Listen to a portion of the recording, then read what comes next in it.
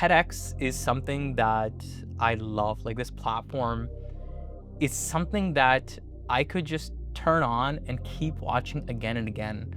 What I love is the diversity of topics that are being introduced, and also how passionate people are on the stage, how well spoken they are. To be on that stage is something that I dreamed of, and this was the chance for me to actually do it, right? So I was reached out by one of the TEDx organizers in Oshawa on LinkedIn, and they were like, "Hey, one of my connections told me about you, and they said that you're really passionate about nuclear energy. We would love to see if you're interested in applying for being a speaker to TEDx." And at the time, I both thought about it because there was a lot of TEDx groups in universities that do TED Talks or TEDx Talks. So right away, I was like, yes, I'm interested. And I remember actually reaching out to different TEDx's, like University of Waterloo, and I was like, hey, I'm interested in speaking at your TEDx, and just getting left on red. So this was a really fun opportunity where I'm like, okay, wow, like this just fell into my lap. Let's try it out. Let's do it. So I did the application. I made an application, I submitted it, and it was accepted. And that's where things began. Now, I thought it would be really, not easy, but I thought it would be pretty straightforward to prepare a 10-minute presentation on nuclear energy. I've been talking about it on this channel for years. I've gone to universities, I've spoke at conferences, international conferences. So for me, it was like, okay, this is my bread and butter, I got this. Guys, this was a really big, something that I did not expect. To prepare a TEDx talk is very different than going on stage at a conference where you're talking to other subject matter experts. It's very different than going to university, speaking to students about nuclear energy. It's more open-ended. You have to inspire hope, and you have to really bring ideas to the forefront, a specific idea, and branch it out into different subtopics. And that was not easy. There's a certain formatting, there's speaking coach that's also been provided by TEDx organization. There's the team itself is remarkable. Like, they've got this thing down to a science, okay? Because they need to. So the way TEDx functions is all of these applications and all of these talks need to be approved by the TED organization. Okay, so it goes through a whole process, and they need to have a very high success rate. Most of the speakers that they select need to be able to deliver a successful TED Talk. There's a whole vetting process. There's applications, but then there's also the process of creating an acceptable TEDx presentation, which then is accepted by the TED organization, and then you'll see it up on YouTube. Okay, so if you see it up on YouTube, you made it, all right? So there's also a lot of criteria. Okay, so surprisingly, you can't just go up on the TEDx stage and talk about anything that you like. You have to have a certain criteria. There's certain things that you cannot talk about. There's certain things you can't talk about. So for me, obviously, it would be going to be nuclear energy. However, this is where the real work began. Okay, the real work began when I'm like, what do I talk about on the stage? Okay, do I talk about nuclear generally, like very general?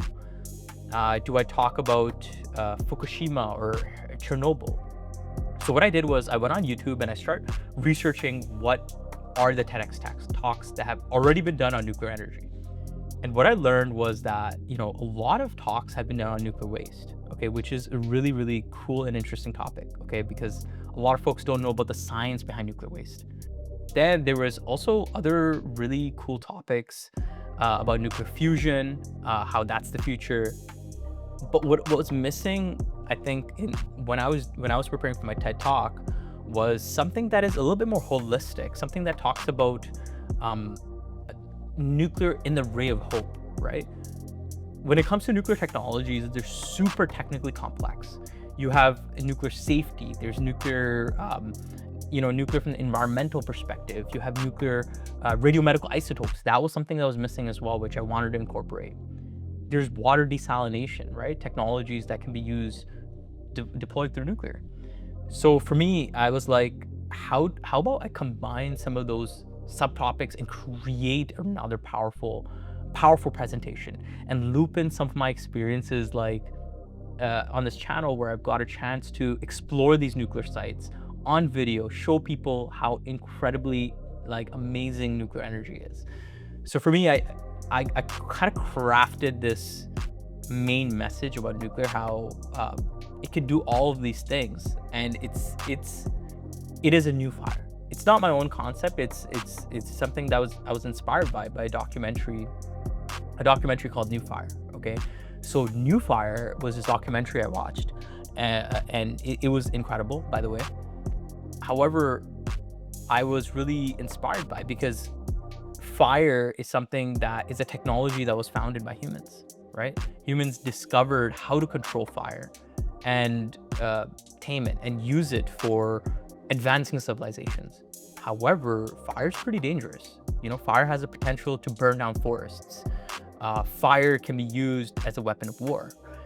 However, fire in itself, in our modern day civilization, is, you know, those combustion engines.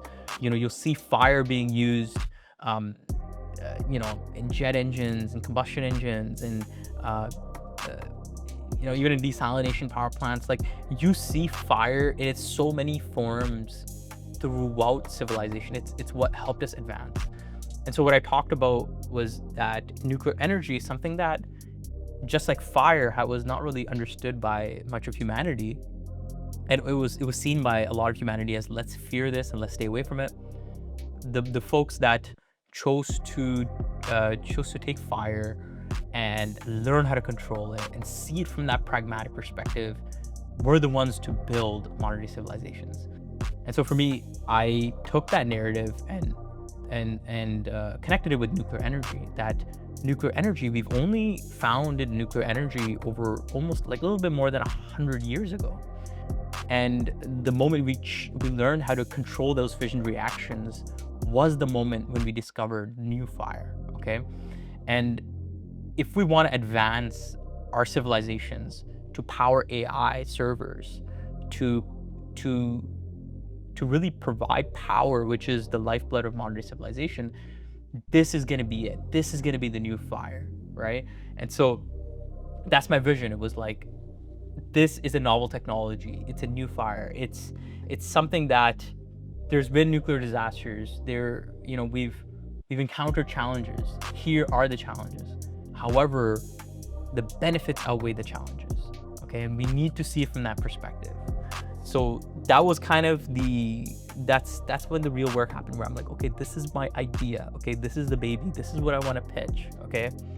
And yeah, I think, like, for me, that 10-minute presentation took like at least 4 or 5 months of preparation, just refining and refining. I think I had at least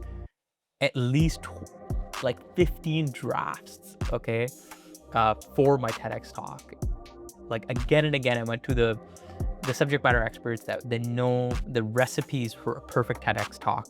And I'm like, how does this sound? How does this sound? And they're like, listen, you need to make it more emotionally captivating. You need to connect with the hearts of people. And I think that was the biggest takeaway for me, right? It's like, the biggest takeaway is not being a subject matter expert. It's not knowing everything about nuclear. It's about taking a very complex topic and making it relatable. Like, when I'm on stage and I'm sharing what is a radiomedical isotope, I don't need to go deep into like, and a radiomedical isotope is X, Y, and Z. People know, right? So like, I think one thing is like, don't assume that people don't know what you're talking about, right? Share it, because the passion is what people will resonate with. I think one thing was being within the time limit, right? So like, when you're on stage, you need to be on the time limit. Like, you have a big counter on the left-hand side, and you're just monitoring that. You're like, okay, listen, I need to be on time, because if you go out of time, it's game over, okay? So the moment itself on stage was just exhilarating. Like, you have so much energy. You're wired up. You got the mics everywhere. There's like cameras from like 2 or 3 different angles looking at you. I had my family, okay, in the stage, in the audience, and I think that was a really, really, really proud moment for me. I had my close family, I had my close friends. They were all on stage. My friends were sitting at the top of the opera, type of like whatever it was, okay. and my family was at the bottom. I had some colleagues as well, and I was anxious for sure. I was anxious. I was like, okay, but hey, when I was up on that stage, I was like, this is my element, and I just boom, like I went for it. Um, I think another really cool moment was the red dot, right? So like the TEDx brand has this red dot, okay, on stage, and you stand on the red dot and you give your presentation. That's that moment. Okay, it's kind of like the spotlight is on you, type of moment. And another feeling was as I was in the queue, I was listening to the other TED Talks, and I was blown away by how incredibly powerful their presentations were. Okay. Another thing that was happening to me at the same time was I had this cough, okay, that really wouldn't go away. So for me, I was like, shit, I cannot cough, okay? I cannot cough like during this presentation. It's gonna mess it up because sometimes my coughing gets into like a coughing fit. It's still a bit of an allergic cough. And so I was on the stage and I'm like, shoot, like eating cough drops and drinking water and just suppressing it. And luckily for me, like during the talk itself, like it was smooth. I didn't cough at all. It was great. I made eye contact with my family members. I made eye contact with the people that were in the crowd, and yeah, it was just surreal, right? It was smooth. It was nice. It worked out. And I think people could feel my passion, right? People could feel the passion through my presentation that I love this technology. It's something that I think is the future, right? And I think coming onto the stage, not as a person in the nuclear industry, right? But as an individual, as a person who is passionate about the technology, someone that genuinely studied nuclear engineering, that is not representing their organization or their employer. I think that really means a lot to people because they see authenticity. A lot of folks, they don't trust industries, the profit-making machines, obviously, which is not bad. We need these industries.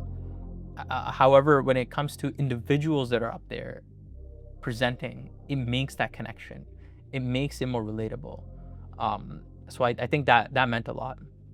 What I learned from this presentation, right, from the TEDx, like after I gave this TEDx talk, I had a lot of people approach me, and a lot of people were like, you have undone so many of the misconceptions I had about nuclear energy in 10 minutes, right? Like people have approached me and they were telling me how they never supported nuclear and they saw it as very dangerous, but they're like, your presentation really changed my perspective on nuclear. And that meant a lot. Like several people came up to me and shared that perspective with me. People had a lot more questions as well, right? And so I encouraged that. I talked to them about it. And what I learned from this is that when it comes to any presentation, any moment, the winning the hearts of people is important, right? For me as a nuclear professional, and kind of, I wouldn't even call myself a subject matter expert. I'm learning in different areas. I think the emotions and how people feel about certain things and sharing information which would emotionally resonate with someone is really important, right? Relatability is important. Rather than splurging facts, right? Because I'm not trying to win an information war. I'm just trying to connect with someone and share how I feel about a certain subject, right? So I think that was the biggest takeaway from the TEDx journey, right? Like, and I think sharing these ideas, right, that can have big impacts, right? That was super important. So overall, I think for me, I wouldn't do anything differently when it comes to the TEDx talk. Maybe if I have another opportunity, I would do a talk that is a little bit more challenging. I would talk about maybe nuclear safety. Maybe I will talk about something that is a little bit more technically challenging and then make that more emotionally resonating. So yeah, so for those that are watching this video, I hope you enjoyed, and hope you get a chance to maybe be on the TEDx stage one day. Thanks for watching. Till then, take care. Bye.